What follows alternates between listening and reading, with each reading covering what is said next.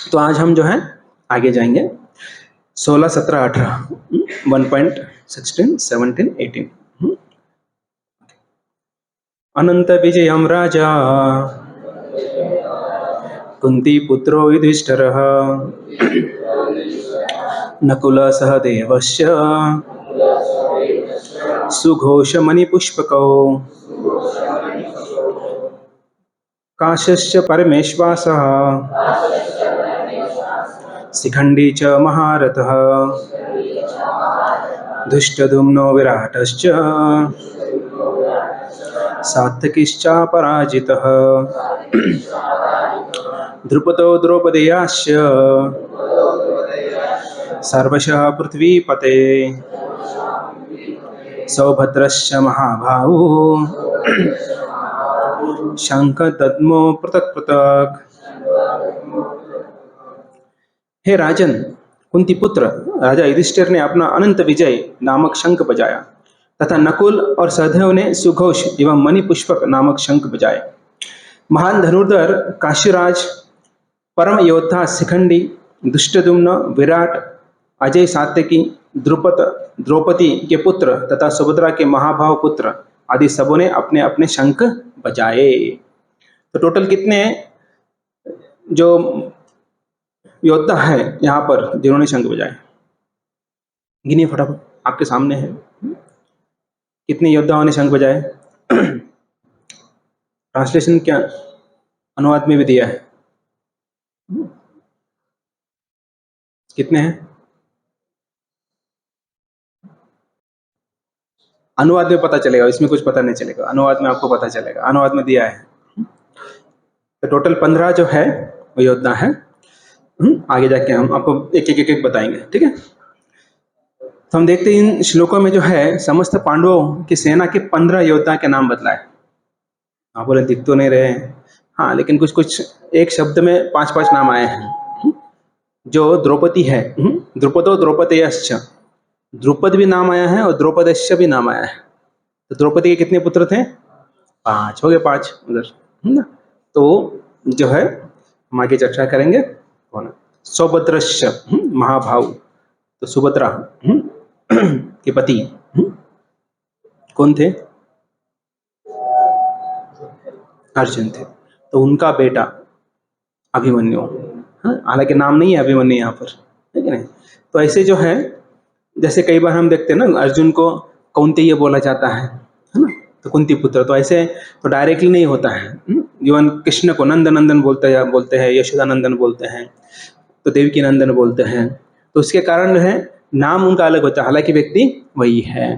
तो यहाँ पर भी महाभाव मतलब अभिमन्यु का नाम है। तो देखेंगे ये 15 नाम जो है यहाँ पर बतलाए गए हैं जिन्होंने अपने अपने शंख बजाए।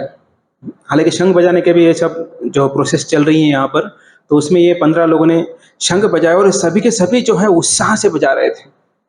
ऐसा नहीं कि अभी बजाना है इसलिए बजाना है, या फिर ना इलाज है, कोई मतलब ऑप्शन नहीं है, हमको यहाँ पर लाया गया है, हम फंस गए हैं इसलिए शंख बजा रहे, ऐसा नहीं था।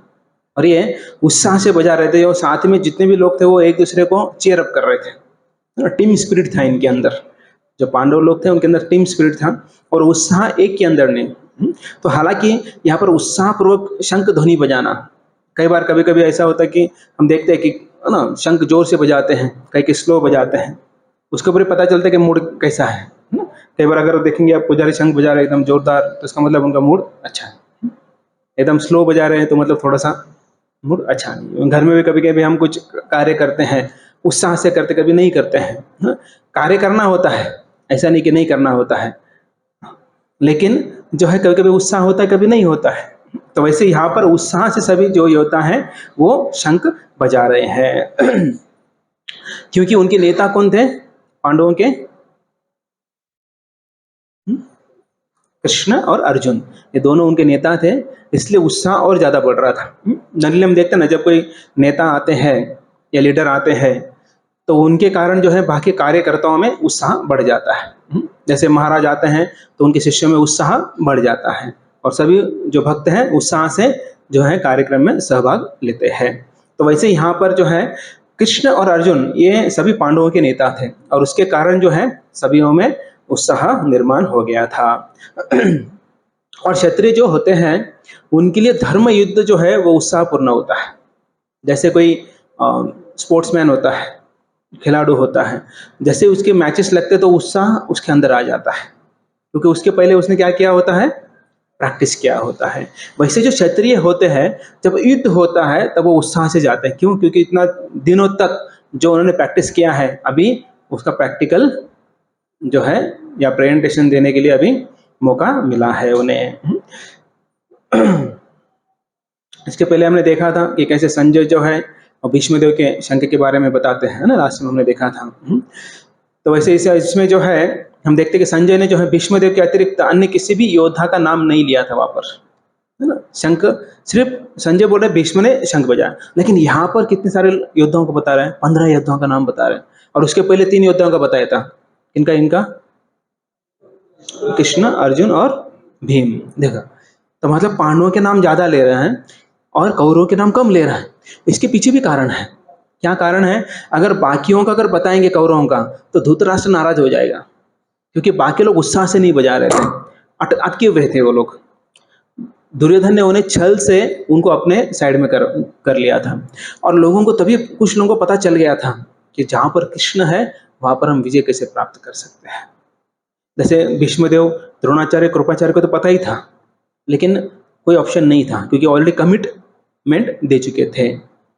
देखिए ऐसा भी इसमें भी हम देख सकते हैं, हालांकि कौरव के साइड में भीष्मदेव, द्रोणाचार्य, कृपाचार्य, लेकिन उन्होंने कमिटमेंट दिया था। गलती हो गई थी, कमिटमेंट दिया था, लेकिन जो है वे वहां से निकले नहीं। हालांकि निकल सकते थे। ऐसे कई बार ऐसा होता है, कोई गुरु से दीक्षा ले लेते इधर उधर के, तो कई बार जब हम बोलते हैं हमारा तो दीक्षा हो गया है, हालांकि उनको पता है कि वो परंपरा में नहीं है। अगर हमें पता है और हमें सही परंपरा पता चलता है तो हमें वो दीक्षा छोड़कर सही परंपरा में हमें जो है दीक्षा लेना चाहिए। ओके, तो सेना में जो है सभी योद्धाओं में उत्साह जो है वो संजय बतला रहे हैं, क्योंकि केंद्र में जो है कृष्ण थे।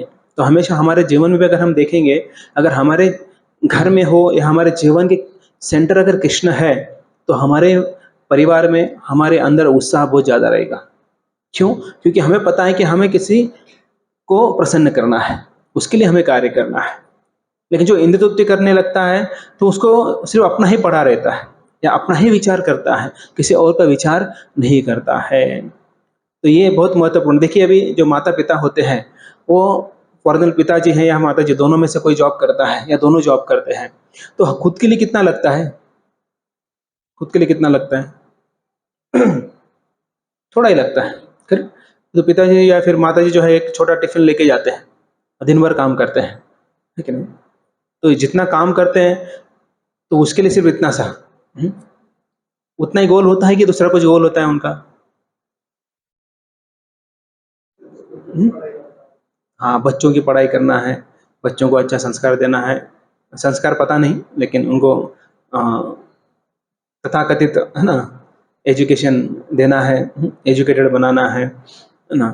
तो उससे कई सारी चीज़ें होती हैं। इवन ये इतना भी होता है कि हमें बच्चों को उस स्कूल में डालना है, उसका फीस कितना भी हो, 2 लाख हो, 4 लाख हो, 5 लाख हो, है ना। ये क्यों होता है? क्योंकि एक तो स्टेटस होता है, और दूसरा है कि हम जो है उनके लिए कार्य करते हैं।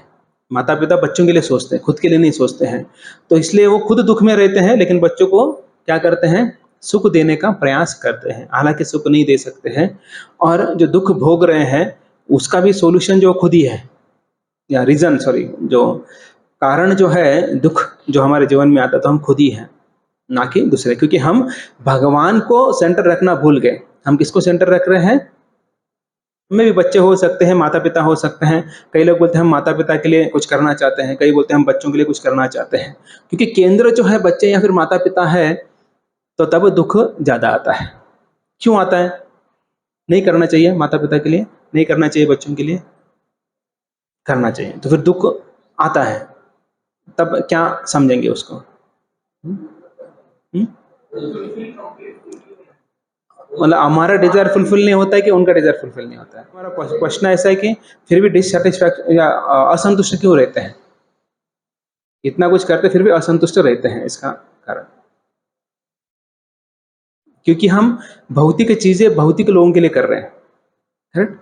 उसके कारण हम असंतुष्ट रहते हैं। अगर हम भगवान के लिए करेंगे तो संतुष्ट रहेंगे। हाँ, अभी आप बोले माता पिता और बच्चों को छोड़ देना है क्या? नहीं, जितना हमें करना है, आवश्यक है उतना करना है। हाँ, अभी किसी की आवश्यकताएं का डेफिनेशन अलग हो जाता है। याद है, अभी एग्जाम्पल है पढ़ाई करना है, तो पढ़ाई करना है तो बड़े स्कूल में डालने से ही पढ़ाई होती है ऐसा नहीं है। स्कूल कैसा भी हो, उधर अभी एनीवे देखो, अभी आप अगर स्कूल अच्छा ले रहे हो तो ट्यूशन नहीं लगाना चाहिए, करेक्ट। जनरल ट्यूशन क्यों लगाते हैं? क्योंकि वहाँ पर टीचर नहीं पढ़ाते अच्छी तरह से। अगर आप स्कूल भी अच्छा डाल रहे हो और ट्यूशन भी लगा रहे हो, इसका अर्थ क्या है? इसका अर्थ क्या है ना? कुछ तो गड़बड़ है। आइदर स्कूल में गड़बड़ है या फिर स्टूडेंट में गड़बड़ है। ट्यूशन लगा रहा हूँ, ट्यूशन में गड़बड़ नहीं है ना? तो ट्यूशन में भी गड़बड़ होती है, वो बात अलग है। तो ये इसका मतलब कि हमें विश्वास नहीं है जिनके लिए हम कर रहे हैं, और माता पिता के लिए भी हम करते हैं तो उनके लिए कितना भी करो, लेकिन अगर हम शायद आज ओके आज आगे जाके आएगा, अगर हम नहीं उनके लिए जो अल्टीमेट चीज़ है वो नहीं देते हैं तो कुछ भी लाभ नहीं है। हम सिर्फ उनके भौतिक शरीर के लिए कार्य कर रहे हैं, उनके लिए कुछ कार्य नहीं कर रहे हैं। तो ना हम बेटा कहलाने लायक होते हैं, ना माता पिता कहलाने लायक होते हैं। तो ये बहुत महत्वपूर्ण है कि कृष्ण को सेंटर में रखना है। हाँ, डिफिकल्टी आएंगी क्योंकि माया जो एक्सटर्नल एनर्जी है भगवान की, वो हमें आकर्षित करने का प्रयास करेगी। हम कई बार भूलेंगे, लेकिन हमें हमेशा जो है संपर्क में रहना है गुरु साधु शास्त्र के, तब जाकर जो है हम भूलेंगे नहीं कि हमारा गोल क्या है। ओके, तो ये जो योद्धाएं थे उनकी भावना अत्यंत शुद्ध हो गई थी। क्यों? क्योंकि वो कृष्ण को देखकर अपना उत्साह बढ़ा रहे थे और हमेशा कृष्ण कृष्ण बोल रहे थे। तो बोले, एक दूसरे से बात कर रहे हैं, कृष्ण है ना, क्या टेंशन लेना है, अर्जुन है ना, क्या टेंशन लेना है। मतलब एक तो भगवान का नाम ले रहे हैं, या तो भक्त का नाम ले रहे हैं। तो इससे क्या होता है, इसमें भगवान खुश हो जाते हैं कि इधर उनका खुद का नाम ले रहे हैं या फिर भक्त का नाम ले रहे हैं। इसलिए भक्त तो कई बार कही है, अभी प्रभुपाद के शिष्य जो है वो बोलते हैं हम कृष्ण को नहीं जानते हैं, हम प्रभुपाद को जानते हैं।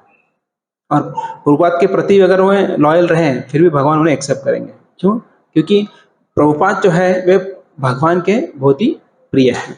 इसलिए अगर जैसे बोला जाता है ना, अगर कोई व्यक्ति है, अगर उसे प्रसन्न करना है तो उनका अगर बच्चों को प्रसन्न करेंगे तो प्रसन्न हो जाएगा। जैसे इंग्लिश में कहा होता है, if you want to love me, if you want to please me, please my dog या लव माई डॉग, ऐसा बोलते हैं। तो वैसे ही जो है भगवान के भक्तों को अगर प्रसन्न करेंगे तो भगवान प्रसन्न हो जाते हैं। ओके, अभी हम देखेंगे कि 18 योद्धाओं जो संख्या है उसका क्या महत्व है। क्योंकि अभी हमने 15 देखा और पहले कितने देखे थे? 3, तो टोटल कितने हो गए? 18। ओके, अभी आपको एक एक प्रश्न पूछेंगे हम, आप उत्तर देना है। तो ये जो भगवत गीता है उसमें कितने अध्याय हैं? 18। अरे 18 ही है, बराबर। ओके, जो ये महाभारत का युद्ध है कितने दिनों में खत्म हुआ? 18 में। ओके, जो महाभारत के युद्ध में कितने अक्षौहिणी सेना थी? 18 ही थे। ओके, जो व्यासदेव ने जो लिखा है, कितने पुराण लिखे थे उन्होंने, कितने रचे हैं? कितने हैं? पक्का 18 ही है या 18 बोलते जा रहे हैं? ओके, जो श्रीमद् भागवत है उसमें कितने श्लोक हैं? 18,000। देखो 18 क्रमांक आ रहा है सब जगह पर। जो आप जप करते हैं उसके अंदर कितने बीड्स होते हैं? 18 नहीं बोला, अच्छा हुआ तो उसमें 18 है। ओके, हाँ, लेकिन 108 बीच में 0 है ना, तो फिर भी 18 से उसे डिवाइड किया जा सकता है। तथा 1008 हम बोला था ना, श्री श्री 1008 परम पूज्य, ऐसा बोलते हैं ना, कई बार ऐसे उपाधि लगाई जाती हैं, तो ये ऑस्पिशियस साइन होता है। उसे जो है हम देखते, इसलिए जो है 18 योद्धा है। अच्छा, कई सारे योद्धा थे लेकिन जो प्रमुख योद्धा जो थे 18 थे, इसलिए 18 का नाम जो है यहाँ पर लिया गया। तो ये कुछ योगा योग नहीं, कोइंसिडेंस नहीं है। तो 18 जो एक संख्या है वो भी एक शुभ संख्या मानी जाती है। तो अभी नाम गिनाएंगे आपको। श्री कृष्ण है, अर्जुन, भीम, युधिष्ठिर, नकुल, सहदेव, काशीराज, शिखंडी, धृष्टद्युम्न, विराट, सात्यकी, द्रुपद और जो है द्रौपदी के 5 पुत्र और अभिमन्यु। कितने हो गए? 13 और 5 18। अभिमन्यु तक 13 और 5 द्रौपदी के पुत्र। वो देखेंगे हम बाद में कौन कौन से पुत्र हैं, क्या नाम है, बाद में देखेंगे। अभी हम एक एक से जाएंगे। तो हमने 3 लोगों का चर्चा किया था, कृष्ण, अर्जुन और भीम। अभी हम जो है युधिष्ठिर महाराज से शुरू करेंगे। अनंत विजयम राजा, तो कुंती पुत्र युधिष्ठिर। तो जो है कुंती पुत्र राजा युधिष्ठिर ने अपना अनंत विजय नामक शंख बजाया। तो देखिए शंख का भी नाम जो है यहाँ पर दिया गया है। तो हालांकि हम देखते कि हर एक जो चीज होती है आध्यात्मिक जगत में, उन सबको नाम होता है, सब पर्सन होते हैं। जो बांसुरी हो या फिर शंख हो या पादुका हो, मोर हो, जो जितने भी कुछ है वो सभी जो है वे पर्सन होते हैं, व्यक्ति होते हैं और उनका नाम होता है। जैसे हम इधर भी देखते हैं ना, कई सारी चीज़ों का नाम भी रखते हैं घर पे, है कि नहीं। जो प्राणी होते हैं उनके नाम रखते हैं ना, कुत्ता होता है तो उसका नाम टॉमी, डॉगी, जो भी अलग अलग प्रकार से रखते हैं। तो अभी ये है अनंत विजयम, तो इसका अर्थ देखेंगे हम। तो युधिष्ठिर महाराज की विजय का कोई अंत नहीं था, क्योंकि जो उनका स्वभाव तथा गुण ऐसे कि बड़े से लेकर छोटे तक सभी लोग पर हृदय पर उन्होंने विजय प्राप्त कर ली थी सभी के ऊपर। इसलिए उनका एक नाम था अजात शत्रु। युधिष्ठिर महाराज का नाम अजात शत्रु बोला जाता है, क्योंकि उनका कोई शत्रु नहीं था। तो वे इतने दयालु थे, इतने अच्छे भक्त थे, इतने अच्छे व्यक्तिमत्व था उनका कि कोई भी व्यक्ति उनको देखकर जो है शत्रुता नहीं मोल लेता था, या फिर उनका कोई शत्रु नहीं था, उनकी कभी निंदा नहीं होती थी। और जितने भी ऋषि मुनि थे उस समय, जितने भी बड़े लोग थे, तो उनको विजयी भव ये आशीर्वाद देते थे। इसका उदाहरण हम देख सकते हैं, जैसे भीष्म, द्रोण और कृपाचार्य, इन्होंने भी उन्हें क्या आशीर्वाद दिया था, विजयी भव, तो ऐसा आशीर्वाद दिया। तो इससे हम देख सकते हैं कि कैसे जो युधिष्ठिर महाराज है वो अजात शत्रु है। अनंत अर्थात श्री कृष्ण के ऊपर विजय, ये अर्थ भी ठीक हो सकता है, क्योंकि एक भक्त जो होता है, शुद्ध भक्त, हाँ, नहीं तो बोलेंगे हम भी भक्त हैं तो कृष्ण के ऊपर विजय क्यों नहीं प्राप्त किया है। एक शुद्ध भक्त जो है वो कृष्ण के ऊपर विजय प्राप्त कर सकते हैं। कैसे प्राप्त कर सकते हैं, अब आप बोले ऐसे कैसे हो सकता है।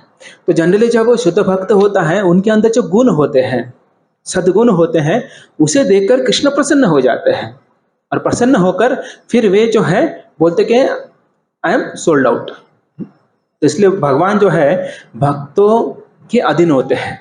तो भगवान श्री कृष्ण बोलते हैं अहम भक्त पराधीन, मतलब I am sold out servant of my devotees. तो इसका मतलब ये नहीं कि भगवान अभी दास बन गए, नहीं, तो भगवान प्रेम से बोल रहे हैं। एंड जैसे अभी जो दादाजी होते हैं, अगर उनका पोता है, पोता बोलता है दादाजी घोड़ा बनो, तो प्रेम से बनते हैं ना, है कि नहीं, बोले टुक टुक टुक टुक और आवाज भी निकालते हैं, है कि नहीं, क्यों, प्रेम है इसके कारण, अन्यथा थोड़ी ना कोई दादाजी क्यों बनेंगे घोड़ा, है कि नहीं, वो प्रेम के कारण बनते हैं। एक माँ भी है, बच्चों को नहलाती है, उनके बिस्तर साफ करती है, किस लिए, प्रेम से करती है। ऐसा कुछ ये नहीं कि नहीं करेंगे तो कोई उनको तकलीफ देगा, ऐसा नहीं है, वो प्रेम है इसलिए करती है। तो युधिष्ठिर महाराज ने श्री कृष्ण से कहा, तो एक बार बोल रहे थे कि परम नियंता, मैं नहीं जानता कि हम मूर्ख ने कौन से पुण्य कर्म किए हैं। मतलब वो बोलते कि मैंने ऐसा कौन सा पुण्य कर्म किए हैं जिससे कारण जो है मुझे राजा बनने का मौका मिल रहा है, या राजा मैं बन गया हूँ। क्योंकि राज्य इति राजा, जो व्यक्ति अपने आश्रित प्रजा का रंजन करे वह राजा होता है। तो युधिष्ठिर महाराज जो है खुद को जो है ऐसा नहीं बोलते मैं राजा बन गया, मैं, मेरे पास बहुत सारा क्वालिटी है। तो यहाँ से उनका नम्रता दिखता है कि हालांकि मेरे को योग्यता नहीं थी, लेकिन आपके कृपा से या फिर मेरे पता नहीं मैंने कौन से पुण्य कर्म किए, उसके कारण मुझे राजा बनने का योग प्राप्त हुआ। और जब राजा अच्छा होता है ना, तब जो है पृथ्वी माता बहुत खुश होती है। तो पृथ्वी माता जो है प्रचुर मात्रा में जो है फसल उत्पन्न करती है। तो हमेशा देखिए जहाँ पर भक्ति हो रही है, जहाँ पर राजा अच्छा है, वहाँ पर सुजलाम सुफलाम बोलते हैं ना। हाँ, भारत को कई बार पहले ना, पहले बोला जाता था सुजलाम सुफलाम, ऐसा कोई तो सॉन्ग है, पता नहीं 15 अगस्त बात है शायद, हाँ वंदे मातरम। तो सुजलाम सुफलाम क्यों हो रहा है कि उस समय अच्छे राजा थे, सब धार्मिक थे, मैं थे बोल रहा हूँ, है नहीं बोल रहा हूँ, ठीक है। तो उसके कारण हम जब दुख भोग रहे हैं, जो प्राकृतिक आपदाएं आ रहे हैं, उसका कारण जो है ना राजा धार्मिक है ना प्रजा धार्मिक है। या फिर अगर राजा धार्मिक चीजों के लिए अगर सपोर्ट भी करता है तो धर्म फैलेगा। ओके। तो ऐसे जो है यहाँ पर युधिष्ठिर महाराज हम देखते कि उनके राज्य में ऐसा कहा जाता है बारिश रात को होती थी और सुबह जो है लोग खेत में जाते थे। अभी क्या है, कभी भी बारिश होती है ना? अप्रैल महीने में बारिश होती है, अक्टूबर में बारिश होती है, मतलब बारिश का कोई समय ही नहीं है कुछ, है ना। अभी हम गए थे एक जगह पर, सुबह ठंड बज रही थी, दोपहर में भयानक धूप था और रात को बारिश हो रही थी। ऐसा मतलब समर की बात कर रहे हूँ, कुछ दिनों पहले हम गए थे। तो ऐसा ये कलयुग का जो एटमॉस्फेयर है चेंज क्यों हुआ? क्योंकि जो धार्मिक चीजें कम होती है, तो ये भूकंप होता है, उसके पीछे भी कारण है। जब धार्मिक चीजें कम हो जाती हैं, पाप बढ़ जाता है, तो वहाँ पर ऐसे नैसर्गिक आपत्ति आ जाती है, सुनामी, कतरीना, ऐसे कई सारे आते हैं, तो उसका कारण भी वही है। तो ये हम देखते हैं कि जब युधिष्ठिर महाराज जो है वे कृष्ण को बताते हैं, रिक्वेस्ट करते हैं और वो उनका अपना हृदय भी खोलते हैं, बोलते हैं कि हमारी माता अबला माता बोलते हैं, कुंती महारानी को अबला माता बोलते, क्योंकि उनके पति नहीं थे और इसके कारण जो है उनके संरक्षण के लिए कोई नहीं थे। तो वो बोलते कि अबला माता ने हमें बालपन से ही अच्छा पाल पोस कर बड़ा किया, उन्होंने तप किया, उपवास किया, हमारे लिए किया। तो ये वो बता रहे हैं। तो इससे हम देख सकते हैं कि कैसे कि ये युधिष्ठिर महाराज कंसर्न है, उनके प्रति जो है दया भावना है कि मेरे माता ने इतना कुछ मेरे लिए किया है, तो हमारा फर्ज, हमारा कर्तव्य बनता है कि हम भी उनका दुख दूर करें। इतने जीवन भर उन्होंने दुख भोगा है, तो हमारा कर्तव्य बनता है कि माँ को अच्छा दिन दिखाए। तो इससे एक चीज हम देख सकते हैं कि कुंती महारानी जो है इतने दुख में भी कैसे क्या दुखी नहीं थी, क्योंकि वे कृष्ण के प्रति समर्पित थी। तो कृष्ण की बड़ी भक्त थी, इसके कारण दुख आने पर भी वे कभी डिस्टर्ब नहीं हुए। चिल्ला पुकार बोलते हैं ना, चिल्ला पुकार नहीं किया, माता पीटा नहीं, कई बार गाली नहीं दी किसी को, फ्रस्ट्रेशन नहीं निकाला किसी के ऊपर। देखिए इतनी बार आप अभी सुना है कभी महाभारत में कि कितनी बार पांडवों को मारने का प्रयास किया? कभी ऐसा बोला कुंती महारानी गई और जो है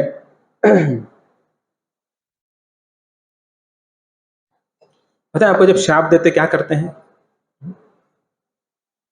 क्या करते हैं माताएं, कभी श्राप देते तो क्या करते हैं? बोटो मोड़तात ना,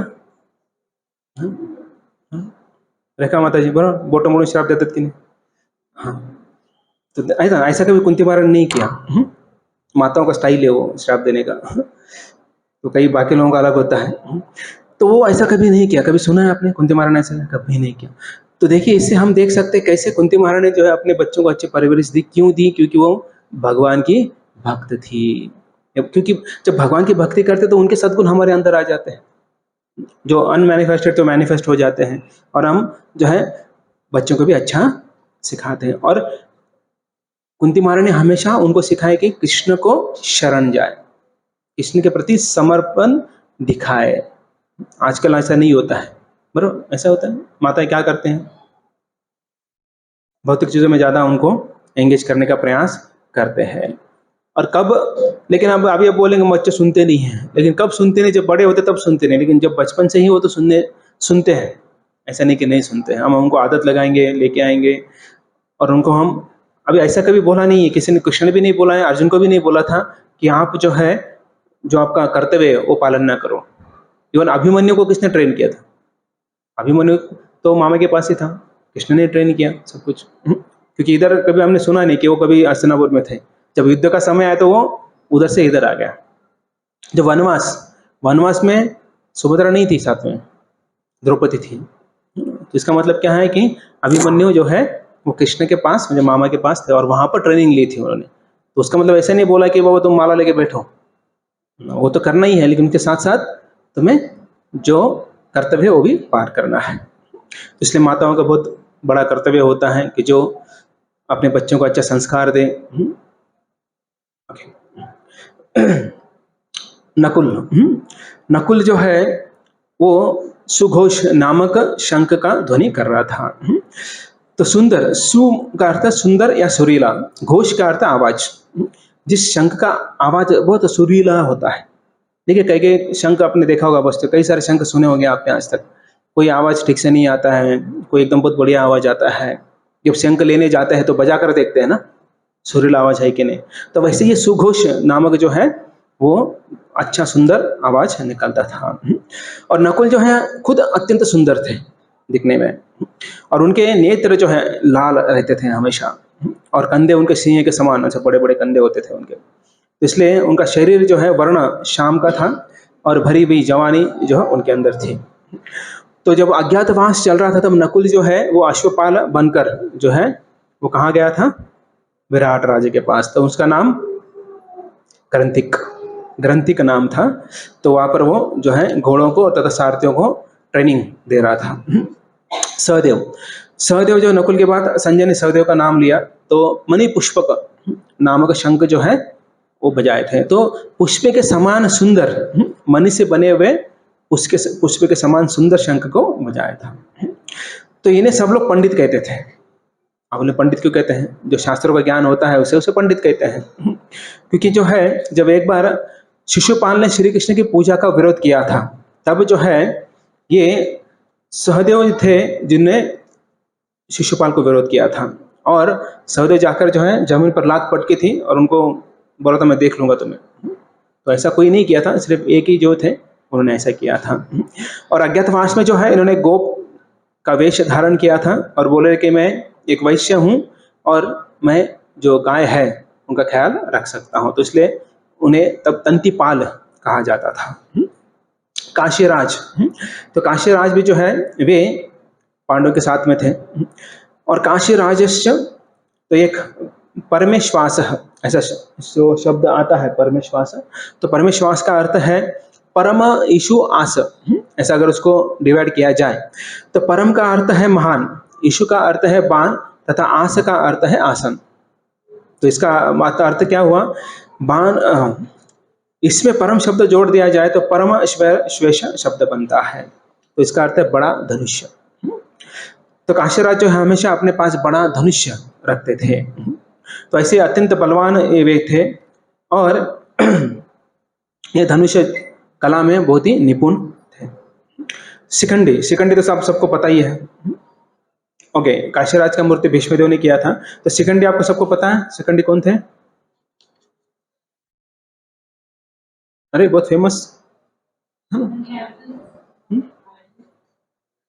नहीं शिखंडी, शिखंडी, शिखंडी बोल रहे हैं।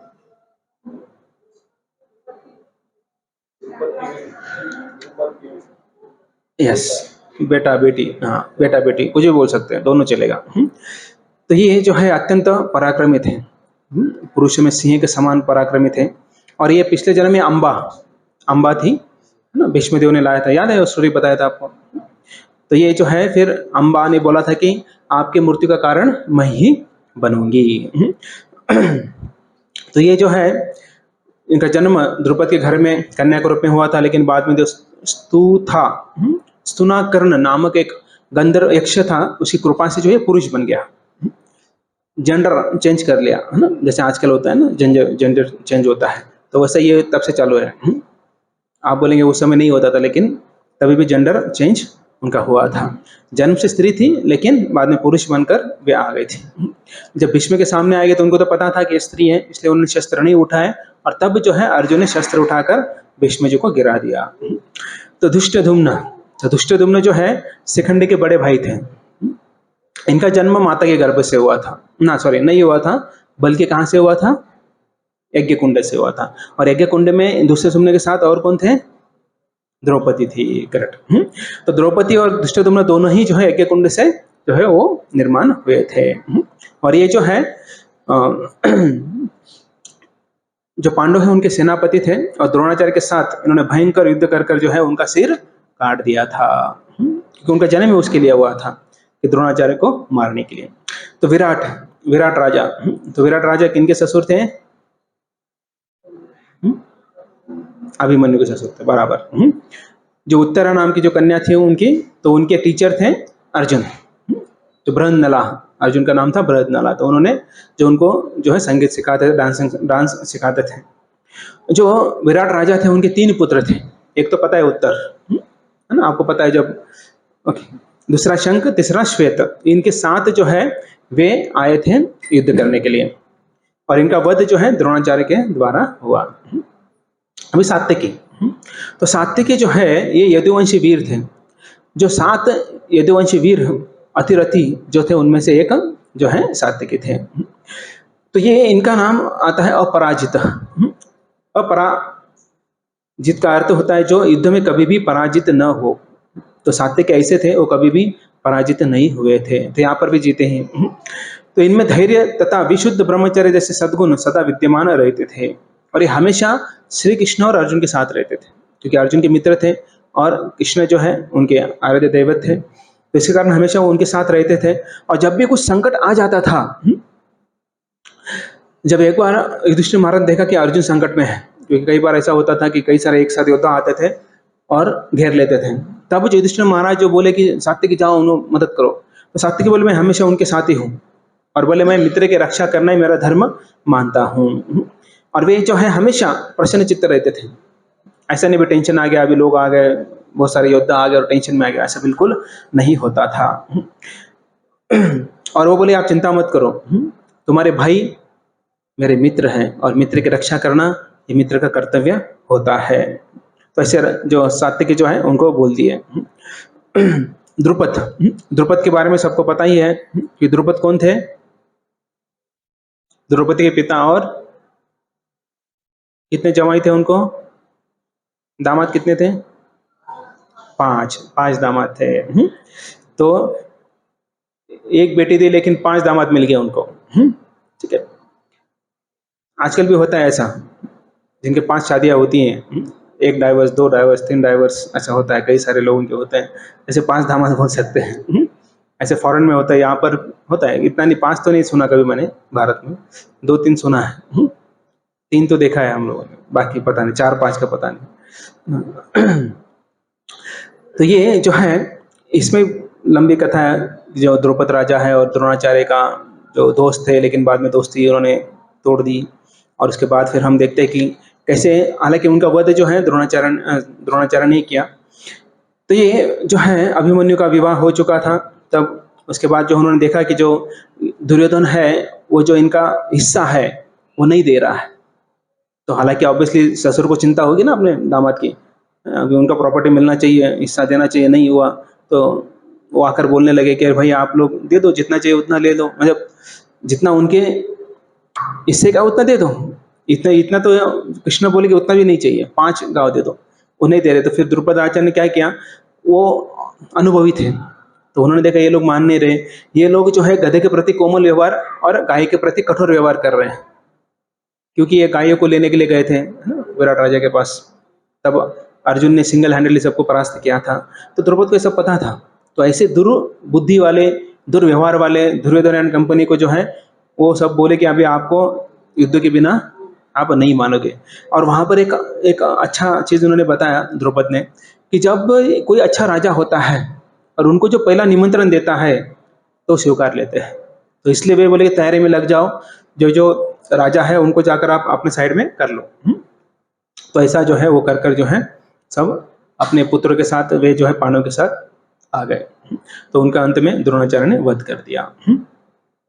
तो अभी हम देखेंगे कि अब गिन रहे हैं ना कितने हो रहे, कितने हो गए अभी 12 हो गए, अभी 13 से लेके 17। तो ये कितने पुत्र हैं, 5 पुत्र द्रौपदी के। तो ये 5 पुत्र जो है अब इनके बारे में देखेंगे। तो युधिष्ठिर का पुत्र जो है उनका नाम है प्रतिविंध्य, जो युधिष्ठिर द्वारा द्रौपदी को जो पुत्र प्राप्त हुआ है प्रतिविंध्य।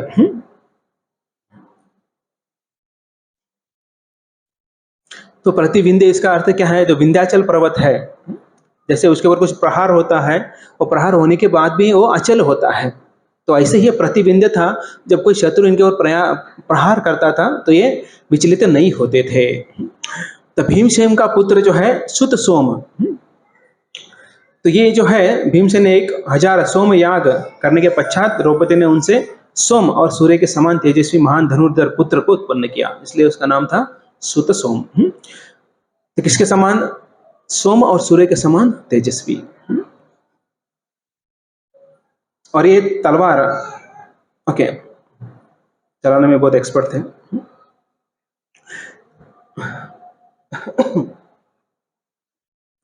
अर्जुन से उत्पन्न हुए पुत्र थे श्रुतकर्मा। तो श्रुतकर्मा जो है एक विख्यात कर्म करने के पश्चात लौटकर द्रौपदी से पुत्र उत्पन्न हुआ था, इसलिए श्रुतकर्मा बोला जाता है। चौथे जो थे पुत्र नकुल से उत्पन्न हुए थे, उनका नाम था शतानिक। तो इन्होंने जो है महाभारत में अनेक वीरों का वध किया था, परंतु रात्रि के अंधकार में सबको पता ही है जो है उनका वध हो गया था। उसके बाद लास्ट जो है सहदेव, सहदेव से जो श्रुतसेन नामक जो है पुत्र उत्पन्न हुआ था। और ये पांचों पुत्र जो है वो एक एक वर्ष के अंतर में जो है उत्पन्न हुए थे। और जो धौम्य मुनि से वेद अध्ययन करने के बाद जो है वे अर्जुन से संपूर्ण धनुर्वेद की शिक्षा प्राप्त किए थे। कितने हो गए अभी? 7 करेक्ट 17। अभी लास्ट अभिमन्यु। तो अभिमन्यु किनका पुत्र था? अर्जुन का पुत्र था। पत्नी कौन थी? सुभद्रा। सुभद्रा किनकी बहन है? कृष्ण की। ओके मतलब सबको पता है। सुभद्रा जो श्री कृष्ण की बहन थी और श्री कृष्ण से 1 वर्ष छोटी थी। अभि का अर्थ है निर्भय तथा मन्यु का अर्थ है क्रोध। वह व्यक्ति जो निर्भय होकर तथा क्रोध पूर्वक युद्ध करता है, भय भी नहीं था और क्रोध भी ज्यादा था युद्ध के लिए, बाकी चीजों के लिए नहीं। तो बोलेंगे हमेशा क्रोधित रहते हैं, ऐसा नहीं। एक्चुअली अभिमन्यु जो है जब वह सुभद्रा के पेट में थे तब उन्होंने चक्रव्यूह कैसे तोड़ना है वो सीख लिया था। और जो है फिर कृष्ण ने देखा सुभद्रा सो गई है तो उन्होंने बंद कर दिया बोलना आगे का। सोचिए कि माता क्या सुनती है, क्या व्यवहार करती है जब उनके गर्भ में बच्चा होता है, तो वही संस्कार जो है बच्चे के अंदर आ जाती है। तो इससे हम देख सकते कैसे जो है जब कोई माता गर्भवती होती है तो उन्हें कितना कॉन्शियस रहना होता है। तो ये आध्यात्मिक जितना कार्य कर सकते हैं उतना अच्छा है। अगर हम बाकी चीजें करेंगे तो फिर वैसे ही जो है बच्चों की चेतना हो जाती है। तो इसलिए बहुत महत्वपूर्ण है माताओं के लिए कि वे जब गर्भधारणा होती हैं उसके बाद जो है वे अपने बच्चों के ऊपर अच्छा संस्कार कर सकते हैं, अगर उनकी इच्छा हो तो। इच्छा नहीं तो कुछ नहीं कर सकते हैं, है ना। कई बार बोलते हैं कि हमारा समय रहता है, तो इतना सारा समय कैसे हम व्यतीत करें, ये टेंशन होता है। तो इसलिए फिर कैसे व्यतीत करते हैं, समय कैसे व्यतीत करते हैं? अच्छा, टीवी देखते हैं। इसलिए जैसे ही माता गर्भवती हो जाती है तो उनके पति को जो है टीवी निकाल देना चाहिए, घर से निकालो उसको, क्या बोलते उसको, पोटमाड़ा, उसके ऊपर डाल देना चाहिए। और मोबाइल नेट बंद कर दो उसका, हाँ लेकिन कॉल तो चालू रहेगा।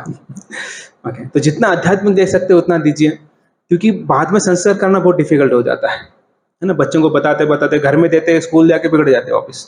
को स्कूल में क्या है, नया कुछ सीख के आते हैं। तो देखिए कई लोग कुछ सारे चीज़ें सीखते हैं। अब एक बड़ा स्कूल है, पुणे में है, नाम नहीं देंगे उनका, तो वहाँ पर बच्चे पढ़ने जाते हैं, लेकिन इतने सारे कंप्लेंट्स आते हैं बच्चों के, लड़ाई झगड़ा करते हैं, और टीचर के लोग भी अलग अलग प्रकार का, इसका साइड लो उसका साइड लो, ऐसा करते हैं। तो ऐसे समय क्या करें फिर? तो आप स्कूल तो बड़ा लिया, फीस भी बड़ी बड़ी मोटी मोटी दे रहे हो, लेकिन संस्कार मिल रहे क्या वहाँ पर? नहीं मिल रहे। ऐसा कोई स्कूल है जहाँ पर बोल सकते कि हम बच्चों को संस्कारी बनाएंगे, ऐसा कोई बोलता है? ऐसा एक भी स्कूल नहीं है। क्या है? हम अच्छा एजुकेशन देंगे बोलते हैं, अच्छा एजुकेशन देंगे, खिलाएंगे पिलाएंगे भी बोलते हैं, वो टिफिन लाने की भी जरूरत नहीं है, ऐसे भी स्कूल्स हैं। लेकिन हम ऐसा कभी नहीं बोलते कि हम अच्छे संस्कार देकर बच्चों की परवरिश करेंगे। स्कूल वाले क्या बोलते हैं, ये तो माता पिता का काम है संस्कार देना, और माता पिता क्या बोलते हैं, स्कूल वालों का काम है। बेचारा बच्चा लटक गया बीच में, ना इधर का ना उधर का, बराबर ऐसी सिचुएशन है। ऐसे सिचुएशन है। तो ये बहुत महत्वपूर्ण है कि कैसे गर्भ में, है ना, यहाँ पर हम देख सकते हैं कैसे सुभद्रा ने जो है, हालांकि सुभद्रा ने तो कुछ नहीं किया था, जो कृष्ण जो है बोल रहे थे और जो है अभिमन्यु सुन रहे थे। तो इसलिए बहुत महत्वपूर्ण है कि माता क्या करती है, माता क्या सुनवाती है, क्या सुनती है। ओके। और हम देखते हैं कि ये सभी पूर्ण रूप से या सभी ओर से उत्साहित क्यों थे।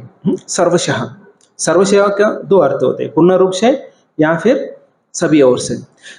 अब क्योंकि नेता जो थे उनके उत्साहित थे।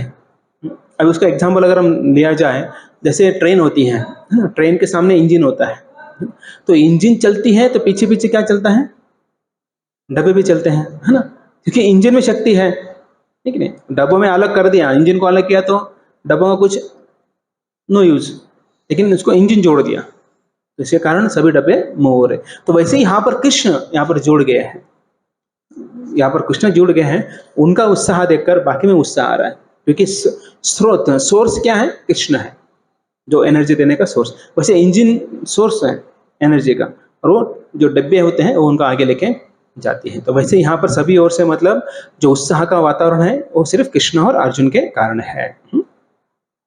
लास्ट में पृथ्वी पते बोलते हैं, तो सर्वशः पृथ्वी पते। तो पृथ्वी पते संजय यहाँ पर धृतराष्ट्र से शिकायत करना चाहते हैं कि राजन, चूंकि आप पृथ्वी के पति बनना चाहते हैं, इसलिए इतना बड़ा युद्ध हो रहा है।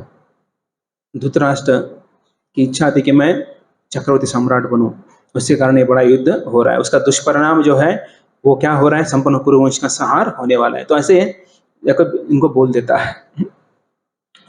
तो अंत में तो हम देखते हैं कि पूरा कुरुवंश यहाँ पर मारा गया। तो यहाँ से हम देख सकते क्या शिक्षा मिली है हमको। तो पृथ्वी पते, तो हालांकि पृथ्वी जो है किसकी पत्नी है, कृष्ण की पत्नी है ना, वराह देव की पत्नी जो है वो।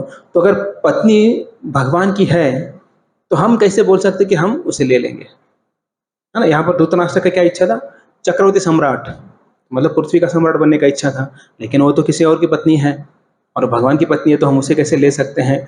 तो पति जो है वो भोक्ता है ना, और भोक्ता कौन है, श्री कृष्ण है।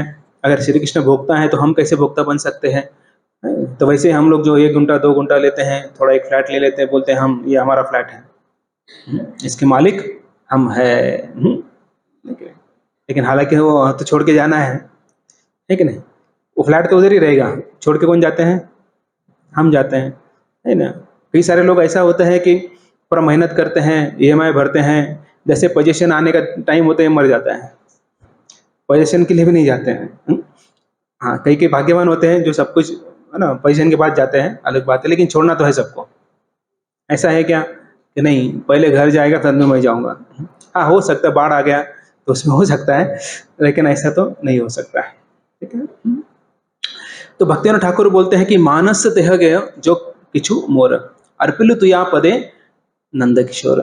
तो बोल रहे कि ये मानस देह गय मतलब यो मन है, देह है, ये सब कुछ जो है किछु मोर, जो कुछ भी है मेरे पास, अर्पिलो तुया पदे नंद किशोर, ये नंद किशोर, नंद महाराज के किशोर बेटे, मैं आपको तुया पदे, आपके चरणों में ये सब कुछ अर्पण करता हूँ। तो ऐसे ही जो है भक्ति की भावना होती है, भक्त जो है ऐसा हमेशा जो है विचार करता है। तो इसलिए हम देख सकते हैं कि कैसे भक्त हमेशा जो है वे सुखी रहते हैं, हैप्पी रहते हैं। इसलिए बोलते chant Hare Krishna and be happy. Yes, तो भौतिक चीज़ों पर ज़्यादा फोकस किया जाता है, ना कि आध्यात्मिक चीज़ों पर, इसलिए फ्रस्ट्रेशन आता है।